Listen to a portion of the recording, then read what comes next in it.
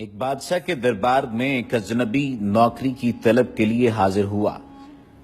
قابلیت پوچھی گئی تو اس نے کہا سیاسی ہوں۔ عربی میں سیاسی افہام و تفہیم سے مسئلہ حل کرنے والے معاملہ فہم کو کہتے ہیں۔ بادشاہ کے پاس سیاستدانوں کی بھرمار تھی، اسے خاص گھوڑوں کے استبل کا انچارج بنا لیا جو حال ہی میں فوت ہو چکا تھا۔ چند دن بعد بادشاہ نے اس سے اپنے سب سے مہنگے اور عزیز گھوڑے کے متعلق دریافت کیا۔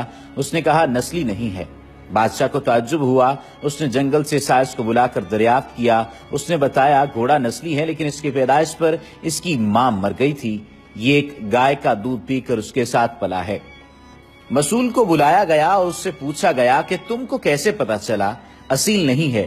اس نے کہا جب یہ گھاس کھاتا ہے تو گایوں کی طرح سر نیچے کر کے، جبکہ نسلی گھوڑا گھاس منہ میں لے کر سر اٹھا لیتا ہے۔ بادشاہ اس کی فراست سے بہت متاثر ہوا۔ مسئول کے گھر اناج، گھی، بھنے دمبے اور پرندوں کا اعلیٰ گوشت بطور انعام بھجوایا۔ اس کے ساتھ ساتھ اسے ملکہ کے محل میں تعینات کر دیا۔ چند دنوں بعد بادشاہ نے مصاحب سے بیگم کے بارے میں رائے مانگی۔ اس نے کہا طور و اطوار تو ملکہ جیسے ہیں لیکن شہزادی نہیں ہے۔ بادشاہ کے پیروں تلے سے زمین نکل گئی۔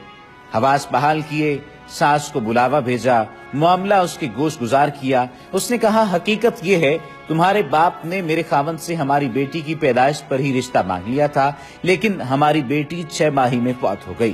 چنانچہ ہم نے تمہاری بادشاہت سے قریبی تعلقات قائم کرنے کے لیے کسی کی بچی کو اپنی بیٹی بنا لیا۔ بادشاہ نے مصاحب سے دریافت کیا تم کو کیسے علم ہوا؟ اس نے کہا اس کا خادموں کے ساتھ سلوک جاہلوں سے بدتر ہے۔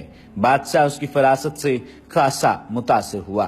بہت سا اناج، بھیڑ بکریاں بطور انعام دیں، ساتھ ہی اسے اپنے دربار میں متعین کر دیا۔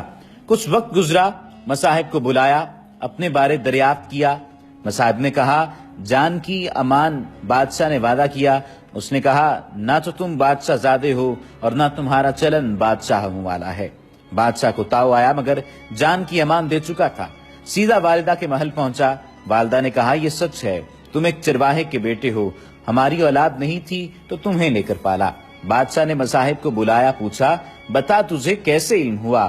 اس نے کہا بادشاہ جب کسی کو انعام و اکرام دیا کرتے ہیں تو ہیرے موتی جواہرات کی شکل میں دیتے ہیں، لیکن آپ بھیڑ بکریاں، کھانے پینے کی چیزیں عنایت کرتے ہیں۔